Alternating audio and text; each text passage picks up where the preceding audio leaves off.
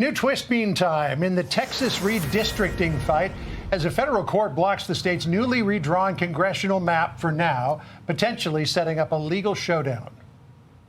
The federal court has stopped this Texas redistricting map from going forward. Yep. Is this going to backfire? Supreme Court of the United States will have a final word. A three-judge panel declaring a new map to add 5 GOP districts in Texas is racially gerrymandered, a claim that Texas is adamantly denying. The state is fighting back, planning to file an appeal with the Supreme Court, and a ruling from the High Court could have national implications with redistricting fights underway in several states. Mollie Hemingway will join us on this in just moments. But we begin with Brooke Taylor. She is live in Dallas. Brooke, to you. Hi, Molly. Well, this decision was made by 3 federal judges, including Trump appointee Judge Jeffrey Brown, who voted in favor of blocking this GOP map, so going against the president here. In this 160-page filing, Judge Brown said, quote, "Politics played a role in drawing the 2025 map, but it was much more than just politics. Substantial evidence shows that Texas racially gerrymandered the 2025 map. Earlier this year, President Trump pushed Texas Republicans to redraw its congressional map in order to help the GOP keep their slim majority in the 2026 midterms. Now, on the left here, you have the map that was passed in 2021, so that's the old map. And on the right, this is the redistricting map that was passed earlier this year. It was aimed at flipping 5 Democratic House seats to Republican. Now, Democrats, you might remember, they fled Texas, staking out in blue cities for 2 weeks to try and block this vote. This sparked a nationwide redistricting battle across the country. In retaliation, California voters passed a ballot measure led by Governor Newsom to also redraw its districts. There's now questions about what this ruling is going to mean for his state. Do you think if this was blocked in Texas that it might be blocked in California with the Prop 50 that just passed there? You know, it would be fair. It would make sense if you're going to do it to one state, you do it to another state.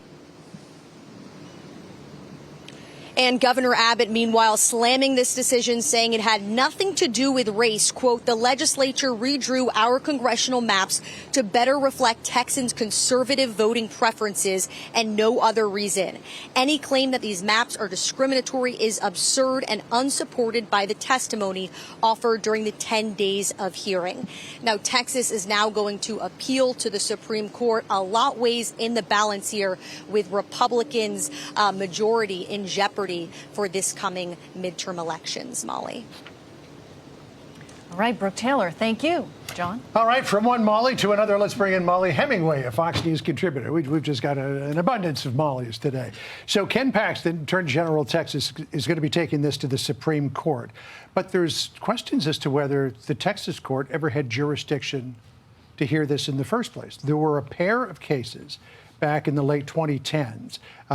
This one, it surrounded Rucho v. Common Cause. It was about gerrymandering in North Carolina.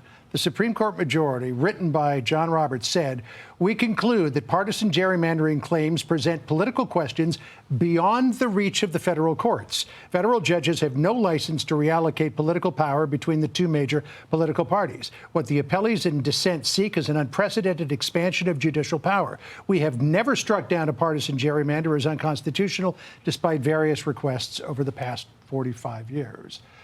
I mean, if you listen to that, and then there was another case out of Maryland where the Supreme Court found that gerrymandering was non-justiciable, you wonder, where's this going to go? So that's why these 2 members on this 3-member panel are trying to say that it's not partisan, that the Republicans in the Texas legislature were not doing this for partisan reasons. They're saying they did it for racial reasons, because then it would be able to be reviewed by their court.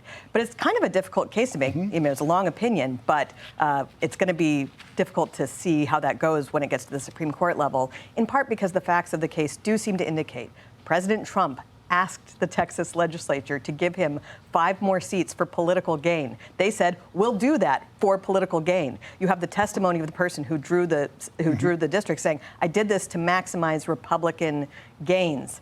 And so then the court is saying, "No, actually, they did it for racial reasons." That's something that might be not seen as holding under scrutiny when it gets to the Supreme Court. Yeah, that dog may not hunt when it finally comes to the Supreme Court.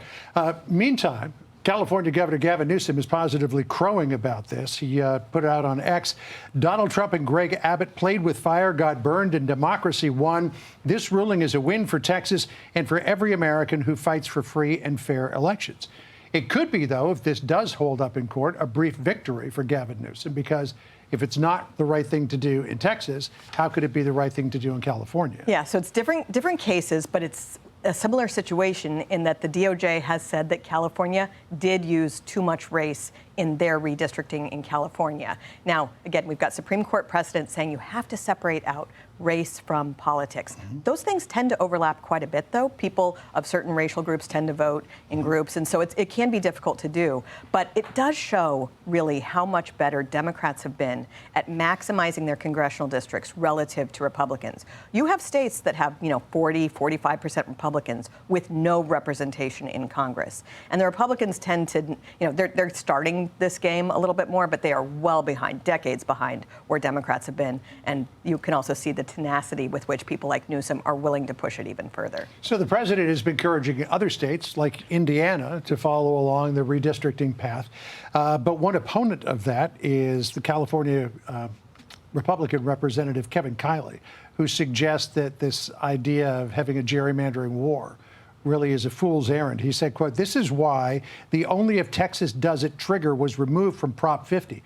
California's gerrymander will stand even if the Texas map falls. If only someone had warned that a redistricting war was utterly foolish." So if Texas had not done this, California wouldn't have done it. And if Texas falls and California stands, that could easily flip the balance of power in the House. Again, if you look only at the last year, that's a very good argument. When you look at the last few decades of what has happened with redistricting, again, you have Democrat-controlled legislatures in Democrat-majority states that have really gone almost to the limits of what they can do. Republicans, again, just haven't done it anywhere near where they could, even in states that they control or have supermajorities in. So some people can argue that it was all done by this trigger, but other people could say, unless you have mutually assured destruction, it will just continue to be an unfair situation for Republican voters. So quick prediction on what the Supreme Court will do. They have been clear that there are multiple problems with how this case has gone with cases like this, including you're not supposed to nullify a map in the middle of an election, and Texas is right now having qualifying rounds for the next election. So there are multiple grounds on which they might not like this interim decision. We'll see where it goes. It should get to the Supreme Court pretty quickly, I would think. Yes. Mollie, great to see you. Great to see you. All right, now this. Hey everyone, I'm Emily Campagno. Catch me and my co-hosts Harris Faulkner and Kaylee McEnany on Outnumbered every weekday at 12 p.m. Eastern, or set your DVR. Also, don't forget to subscribe to the Fox News YouTube page for daily highlights.